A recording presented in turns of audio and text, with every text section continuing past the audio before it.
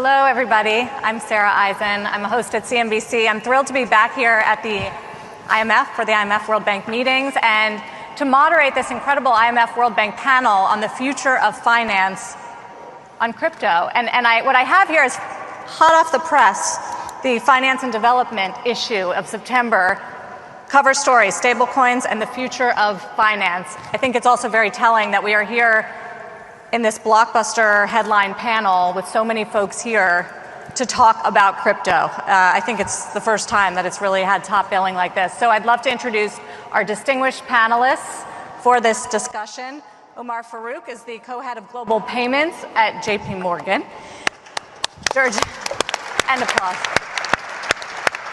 Durjan Chia is the managing director of the Monetary Authority of Singapore. You know Kristalina Georgieva, the managing director of the IMF. Jeremy Allaire is the CEO and founder of Circle. And Ajay Banga is the president of the World Bank. Thank you, thank you, thank you. And it's really great that we have everybody here because I think everybody comes from a very different perspective. We've got the stable coins and the traditional old school banks and the central bankers and the IMF and the World Bank. So it's really great for us to talk about the future of finance, crypto, regulations, opportunities, risks. Managing Director Georgieva, is the future of finance crypto? The future of finance, for sure, is digital. We know that digitalization is moving very rapidly. We know from history that finance is very quick to take advantage of technology. Remember the telegraph? Telegraph comes, it impacts finance. Internet, it impacts finance. Now we have a technology, the technology that makes it possible to get blockchain to underpin finance, and I am convinced that we would see a bigger role in the future. I want to make 3 points why I think there would be a bigger role. The first one is when you look at digitalization in the world of financial assets, so much has happened so fast. It was year 2008 when the famous paper of author unknown on Bitcoin was published.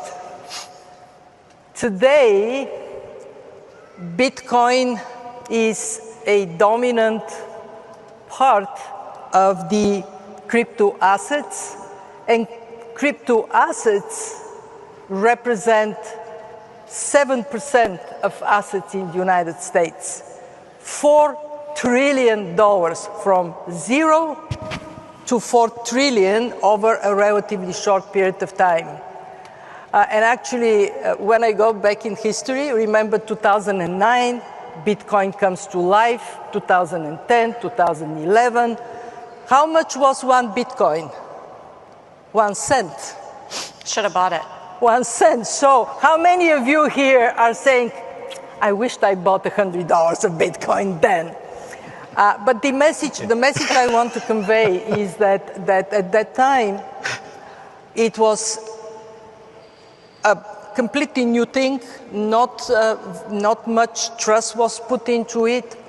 And over time, we got to a point when crypto assets, these digital assets from a decentralized blockchain without central authority, are $4 trillion equivalent.